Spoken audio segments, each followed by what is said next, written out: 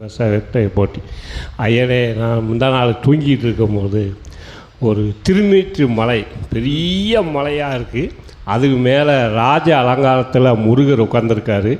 அதுக்கு இடது சைடு சுவாலை சித்தரையாவும் வலது சைடு சித்தர் பெருமானும் உட்காந்து ஊதியை அள்ளி அள்ளி எல்லாத்துக்கும் கொடுக்குறீங்க. நானும் அதை வாங்குகிற மாதிரி கணக்கண்டேன் ஐயா.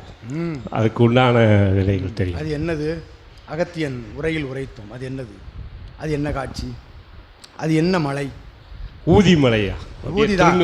நமக்கு தெரிந்தது விபூதி மலை. அது என்ன மலை என்று தற்போது உரைத்தோம் அகத்தியன்.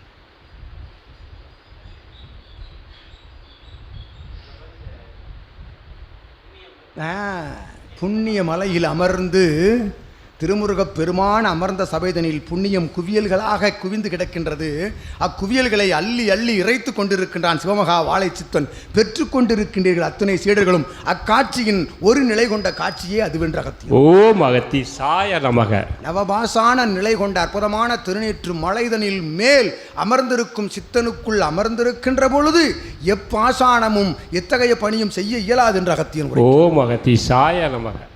அந்நிலையைத்தான் சபையிலிருந்து ஒவ்வொரு நொடி பொழுதும் வழங்கி கொண்டிருக்கின்றான் சித்தன் சிவசூட்சமத்தின் மூலமாக என்ற அகத்தியன். ஓம் அகத்தி சாய நமக. பிரதமான கோவில் மாநகரிலிருந்து சபையோடு தன் இல்லமதை சபைக்குள் இணைத்து சபையோடு சீடனாக வளம் வருகின்ற சீடனே தம்பதியரே மழலையர்கள் யாவரையும் வாழ்த்தி மகிழ்கின்றோம். ஓம் அகத்தி சாய நமக.